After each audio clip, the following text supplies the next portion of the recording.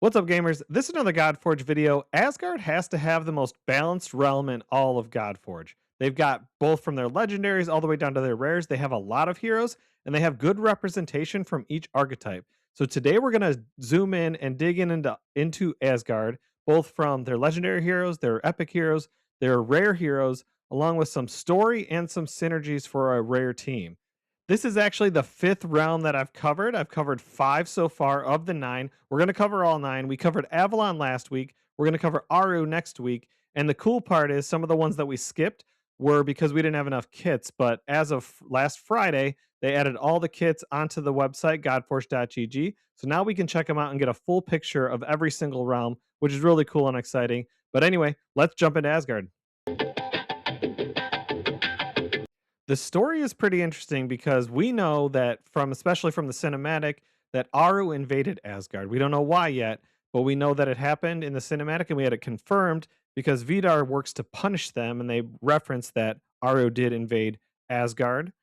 We know that Hel likes somebody. We know from a previous video that it's Persephone. So she's been sending romantic overtures to her. We know Hel's a part of the Shadow Council. Heimdall feels guilty because he didn't see the shattering coming and he's supposed to see all, right?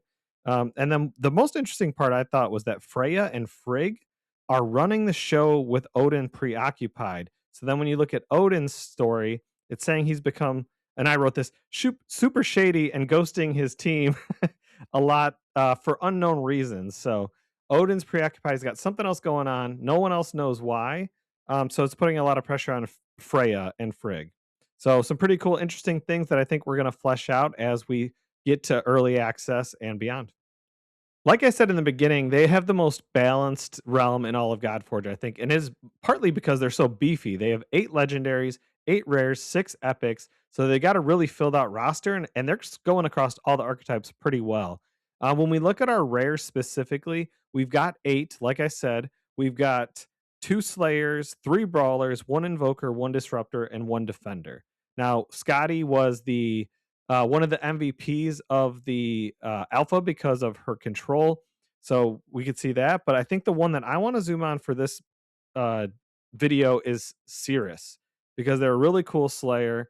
Looks really cool. But when we look at her actual abilities, it says for her basic that she attacks one enemy at 310% attack. If the enemy is not defeated, decrease the target's divinity by 10%. If the enemy is defeated, increase this hero's divinity by 10%.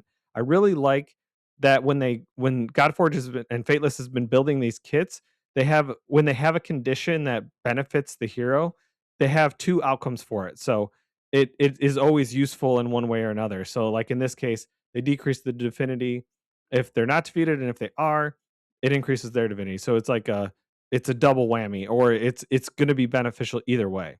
When it comes to their core, they attack all enemies with a 75% chance to place Hex 1 on each target for 2 turns. Ultimate is they place either Sharpen or Accuracy up on this hero for 1 turn, then attacks all enemies. And then their passive is they have a 20% chance to gain an extra turn when inflicting a strong hit. So again, I think it's a super cool Slayer. Again, you're getting Sharpen or Accuracy whether we're doing a strong hit or we want to land our Hex. So there's a benefit one way or another. It's kind of a bummer that we can't predict it, but overall seems like a really strong Slayer in the rare category. When we move into epics, we have 6 that we can look at. Now we know Beowulf and Brynhild from the alpha. Brynhild was a big mainstay on a lot of people's teams, a great defender. Beowulf was the boss killer. We've got Freki and Jerry, who are Odin's wolves, which is pretty cool. Rand looks like they have a solid kit, but I have to zoom in on Thorkel because Thorkel, to me, is basically rivals Jipe Totek as the epic bleeder. So those two are both epics. They're both bleed champions and they both are awesome. So let's look at Thorkel specifically because, again, he's a brawler and he is huge on bleed. When we look at his basic, he attacks one enemy 2 times. Each hit has a 50% chance to place 1 stack of bleed on the target. For his core, he places Sharpen 2 on this hero for 2 turns, then attacks all enemies with an 80% chance to place 2 stacks of bleed on each target. And then for his ultimate is another AoE bleed adder. So attacks all enemies 3 times. Each hit has an 80% chance to place 1 stack of bleed on each target. If the target has more than 5 stacks of bleed, Also heals this hero for 20% of the damage inflicted. So that's his ultimate. And then on his passive, it's really cool, and it's based on the number of stacks of bleeds. So this hero gains effects depending on the stacks of bleeds of each on the enemy team. So at 5 stacks, 20% increased damage. At 10 stacks, steals 10% turn meter when attacking. And at 20 stacks, gives 30% damage received. So negative 30% damage received. So again, he is seems like an awesome hero. Definitely, the more stacks of bleeds you get on, the better he's going to be. And seriously, he's one of the best heroes, it looks like, in the game right now, at least from an epic standpoint. So I'm really excited to get to try him out come beta. Then we get to the legendaries, and there are 8 of them, and a lot of them look super strong. We already know Heimdall is number 1 pick for a lot of people. We know that Hel is great and an eternal champion now. Loki's in there, not the greatest kit, but should have a big part of the story at least. Freya's great. Odin's been really good. Then we have Fenrir and we have Ymir. So I want to look at Ymir because he, of course, is an eternal legendary, so he's going to be really good, but he's like a do-it-all brawler. So when we look at his kit, we see that for his basic, he attacks one enemy with a 75% chance to place defense down 2 for 2 turns. If the target is already under freeze, place barrier on this hero equal to 5% of the damage inflicted, and he places his own freeze later on. For his core, he attacks all enemies, reduce each target's speed by 10, stacking up to 3 times, so 30. And then when he gets awakened 1, he at max stacks will place freeze on each target for 1 turn, which cannot be blocked or resisted. So when he gets awakened 1, he's automatically going to do it after he gets the 3 stacks of speed down by 10. On his ultimate, he attacks all enemies and has 80% chance to place speed down 2 on each target for 2 turns, then attacks all enemies again with an 80% chance to place freeze on enemies under speed down 2 for 1 turn. And then for his passive, when this hero is attacked, has a 50% chance to place freeze on the target for 1 turn. So if he's getting hit, he's placing freeze. If he's doing his ultimate, he's placing freeze. And when he's doing his core, he can place freeze after he gets awakened 1. So lots of control and cool stuff going on with Ymir.